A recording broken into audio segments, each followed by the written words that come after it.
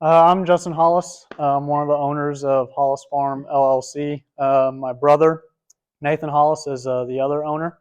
And we do worms, worm castings, and vermicompost tea, or also known as worm tea.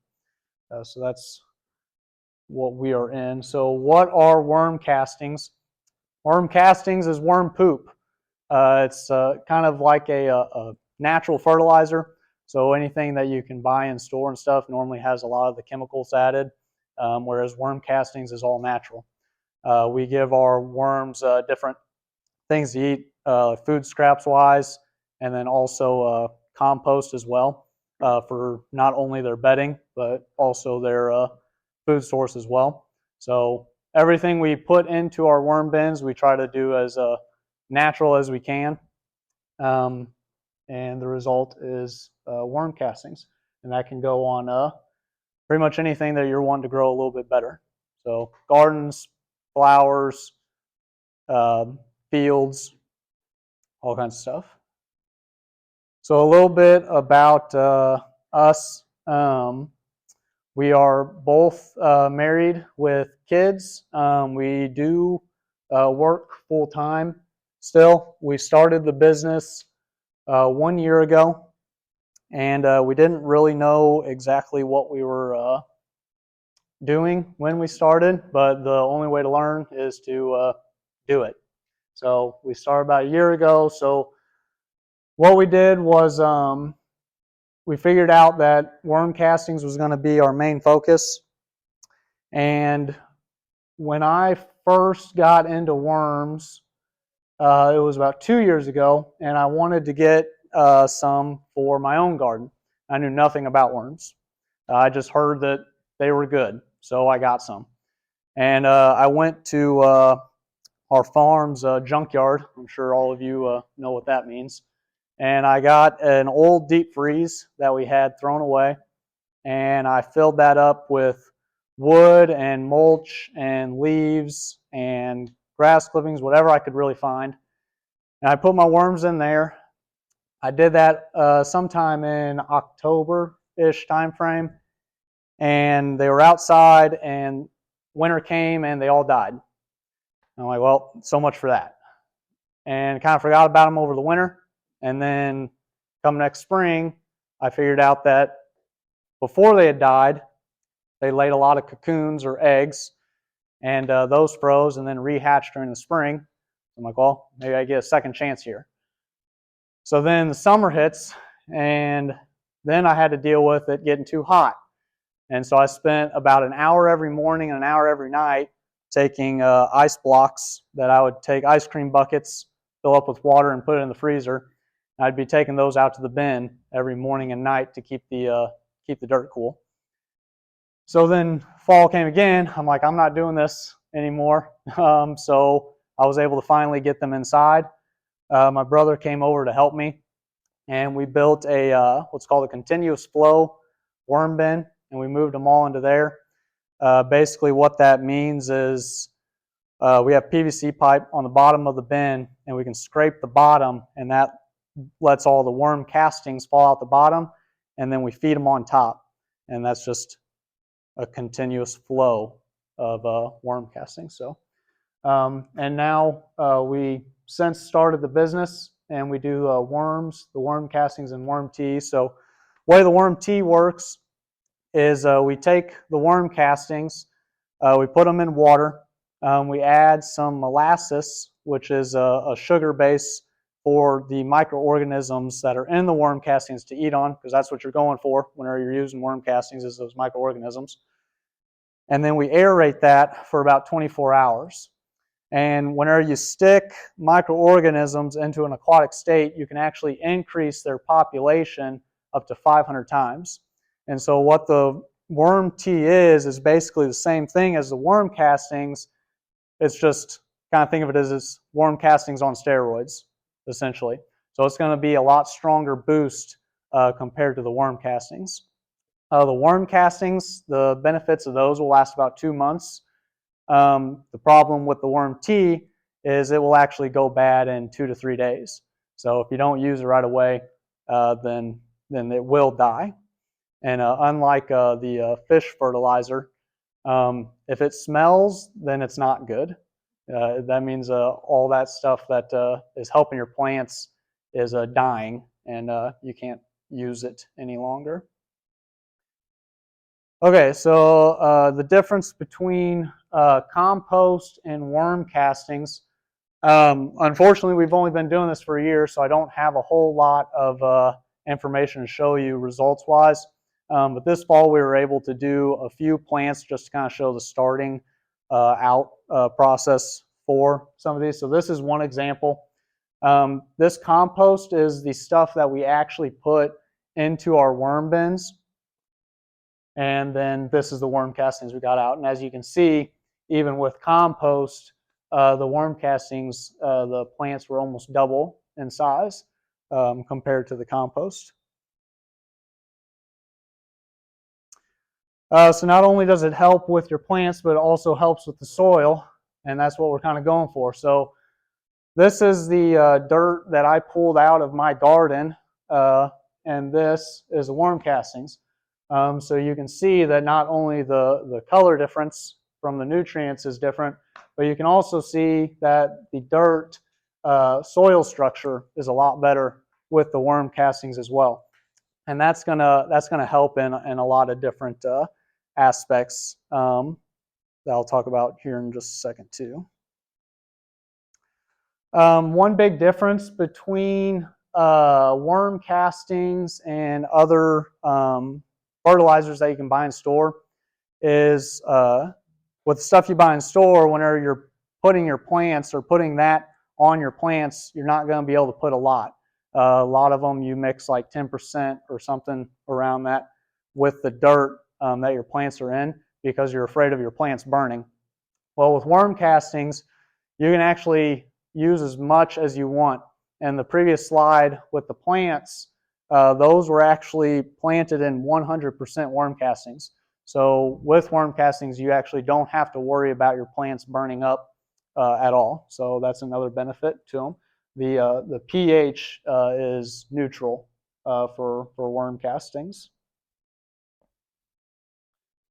Worm castings also help with disease suppression. So what I like to use as an example for this, I like to compare the worm tea and water. So most people just water their plants with water.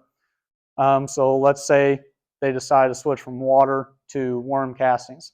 All those worm castings have all those microorganisms and all the nutrients that those plants need to become healthy. So let's say my brother Nathan is eating super healthy. He's eating eggs and yogurt and meat and vegetables and dairy, and I'm eating fast food every day.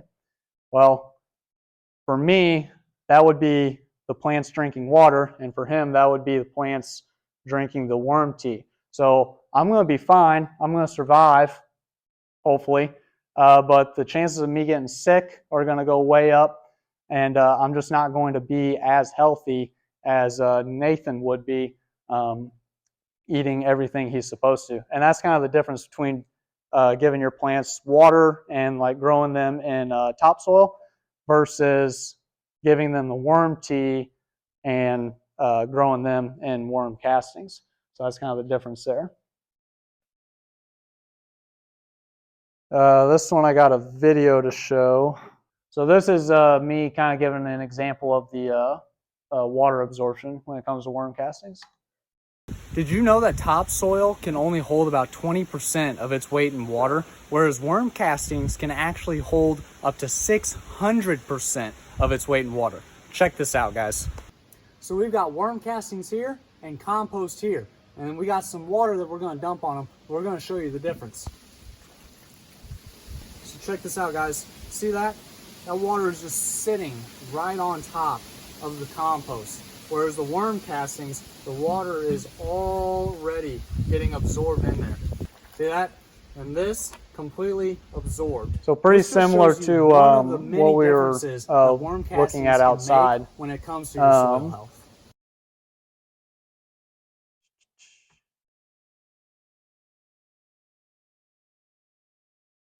So if you missed it in the beginning, topsoil can hold about 20% of its weight in water. Worm castings, on the other hand, can hold about 600% of its weight in water. So we're talking about a 30 times difference. So whenever we're talking about runoff or drought, worm castings can actually play a huge role in helping to prevent that.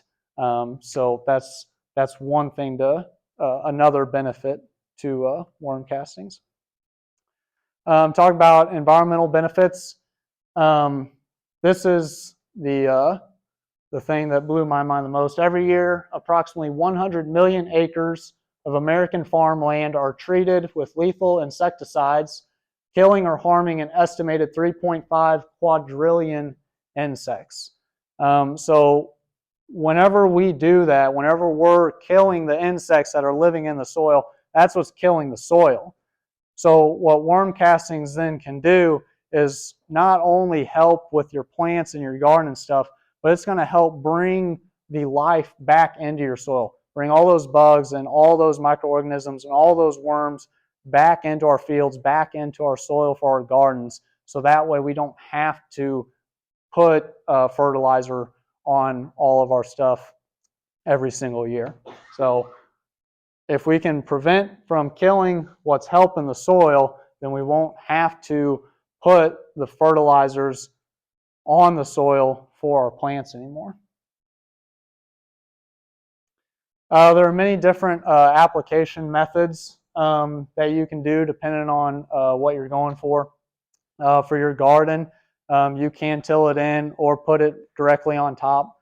What you're going for is to just try to get the nutrients and microorganisms that are in the worm castings to your plant. So you can also just take a couple handfuls, put it right around the base of your plant or put it where the seed is, and that's going to do the trick. And like I said, the benefits of worm castings are going to last about 2 months. And then the worm tea, the benefits of that will last about 2 weeks. So like I said, depending on whether you're dealing with houseplants, garden, or fields, there are different ways to do that. These are some of the questions I get asked probably most often. Applying worm castings. So like I said, they last about 2 months. So for your garden, putting them in during the springtime and then again in the fall can be real beneficial. The tea we recommend about every 2 weeks or so, reapplying until your plants are basically to a point where you're good with their production. How much worm castings do I need? Again, you can pretty well use just about as much or as little worm castings as you choose because you can't burn the plants. So it's really up to you. For fields, we have a cattle field down in Vienna that this spring we're going to be applying our worm castings to the fields, and we're going to start keeping track of the progress we make whenever it comes to how much the fields benefit and the difference in the soil as well. And the way we're going to be doing that is we're going to apply about 400 pounds per acre of worm castings in the spring. And then in the fall, we're going to be adding about 100 pounds per acre. And then next year, we'll reassess to see if it's even needed or not. And if it is, then we'll probably do another 100 pounds per acre or so. But we do plan on doing that this spring. Should I use castings or tea? I always tell people both. So if you put your plants in castings, that's going to give you that long-term benefit because they're going to it's kind of a slow burn whenever the worm castings and the benefits that they're providing. But then if you add tea on top of it, that's going to give you a really quick, strong boost right in the beginning. So an example, I don't have a picture of it, but I planted sunflowers in 2 different pots, both in worm castings. And then for one of the plants, I added 1 bottle of tea to it, and it was actually double the size of the other one. So in the beginning, if you can add that tea to it as well, that's going to give you an extremely strong boost right there in the beginning. Is it better to apply during the spring or fall? If you're a gardener, obviously springtime is going to be great because all those microorganisms and all that nutrients is going to be real fresh and real new. So it's going to give all that to your plants right away. Applying it in the fall is beneficial to kind of basically prep the soil for the winter to come. So with the water retention and that kind of stuff, whenever it starts to snow, it's going to help with the aeration and water retention and stuff, just to make sure your soil isn't completely destroyed over the winter time. So, and then can I store my castings over winter? You can actually store castings for up to a year or even longer if kept in the right conditions. So if you keep it open to oxygen, out of the sun, and then keep it wet, they will last, like I said, for up to a year or longer. So right now we're working on just getting as many castings as we can for the springtime. And so as we get the castings, we just store those in our garage as well. Future plans. Right now we're at the Columbia Farmers Market. We had a Wednesday booth this year. Hopefully we'll have another booth next year. We're working with a floral shop in Ashland, Missouri, called In Any Event, where we have our products available there. If you're in the St. James area down further south, there's a new nature shop that's going to be opening up hopefully sometime beginning of December. We're going to be working with them as well to have our products available there. And then because we've only been in business for a year, I wish I could stand up here and basically show you guys a whole bunch of results from worm castings, but I just haven't had time to do that yet. So what we're doing is, like I said, starting this spring, not only are we going to be working on the fields, but we're going to be trying to get as many different plants going as we possibly can to show the comparison between worm castings and other fertilizers and topsoil. Have you all thought about using salt as preservative to extend the life of the casting? I have not. I haven't heard anything about that.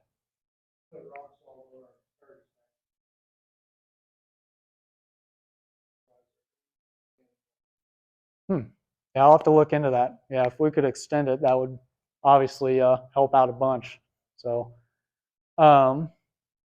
so then all the different like comparison stuff and everything that we're doing, we recently started a YouTube channel, and we're going to start putting all of our information on there as well for anyone looking to keep up with that with us.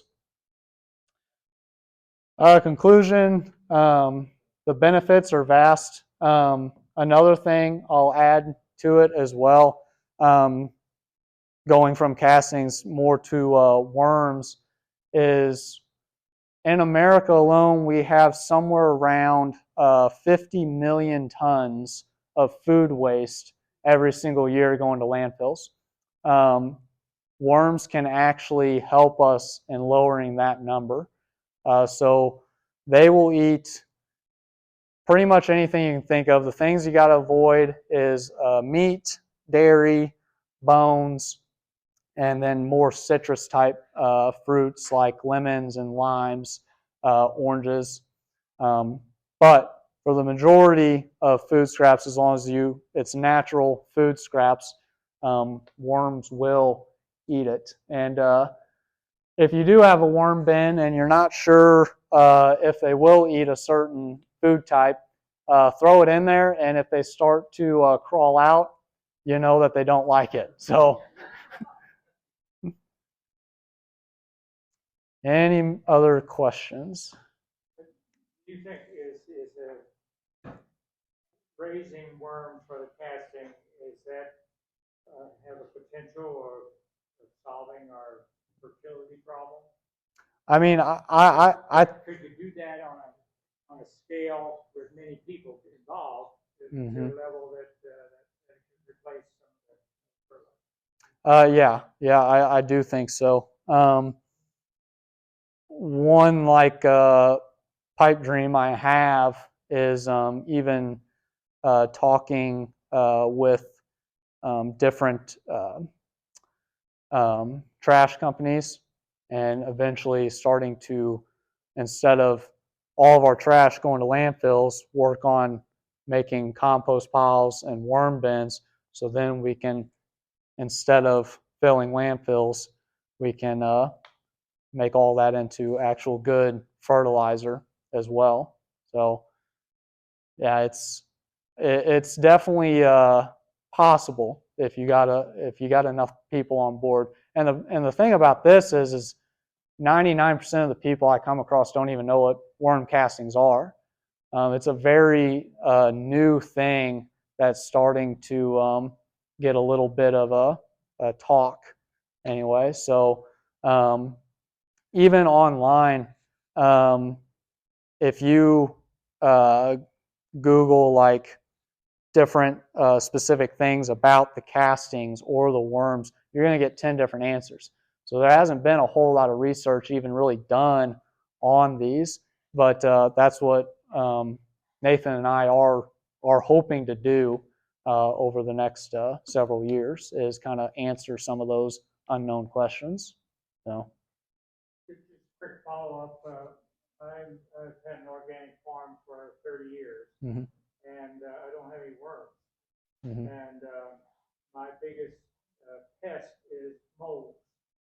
They come in and eat all of my worm Mm-hmm. population. Do you have a solution to that? No, but it's interesting. Someone else actually just a couple weeks ago asked me the same thing. But no, That's terrible. yeah, unfortunately, I Climate don't change have an hasn't answer. caused that population decline in the least. Yeah, I don't know. Maybe you could maybe build a couple of owl houses or something. Try and get some owl, get the owl population up, maybe. But yeah, I'm not sure on that one. A dog, yeah. Just curious. I mean, if you put the worm castings out, does it bring more worms in? That is essentially what we are going for. So if you were to spread it on a field and stuff, if your soil was just dead, completely dead, you put that on your fields and let all those microorganisms go into the soil. That's what the end goal is, to bring all the worms and bugs and stuff back into the soil. That way, instead of having to put worm castings or fertilizer on your fields every single year, they can essentially just maintain at that point, as long as you're doing the correct agricultural practices like cover crop and rotating cattle and stuff like that. You'll eventually be able to just self-sustain. So that worm tea, are you foliar applying it, or are you applying it on the ground? We do on the ground. Yeah. Yeah.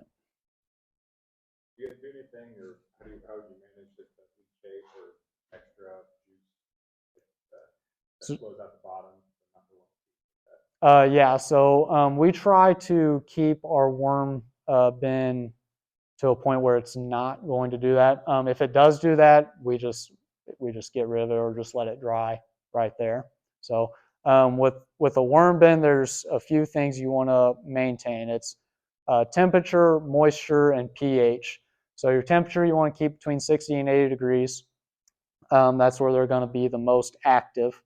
Moisture level, it's basically just kind of a feel it. So if you grab a handful of the castings and worms and everything out of your bin and you squeeze it and you get moisture, it's too wet. And then obviously if it looks like it's drying out, it's too dry. And then pH you want to keep as neutral as possible. And with the pH, it's a little bit more difficult for a smaller bin than it is a larger bin. Because one thing worms, it's red wiggler worms, and one thing that they love is coffee grounds. But coffee grounds are just a little bit more acidic. So if you had a small bin and you just threw your coffee grounds in there every morning, then the worms might end up trying to escape because the pH levels are getting a little whack. But if you got a bigger bin like we have, if we throw all of our coffee grounds on one side and it gets to be too acidic, well, then they can just migrate over, and we'll be able to tell, like, hey, there's more worms over here than over here. Maybe we're adding too much of something or too little of something over here. So. What kind of compost bedding are you using? So there are, if you go to, there's a couple places I think here in Columbia, and then we get a lot of our compost from Rolla, but there's places where you can take your yard waste and they'll break it down and throw it in piles, and you can come and get it for free. So we usually go and get those, and then we'll sift that before we put it in our worm bins to get rid of a lot of the bigger pieces. And then because it's somewhere people can bring their free yard scraps, you have those people who take advantage and throw their trash in there too. So we make sure that we sift it to ensure we get all the trash out of there if there's any in there as well. So. So it doesn't really have to be. So it's just a matter of if it's smaller, it's easier for the worms to break down. Right. So you could throw a whole log in there if you really wanted to. It's just going to take a lot longer for the worms to work that down compared to if you got the smaller pieces. Yep. All right. Thank Jessica.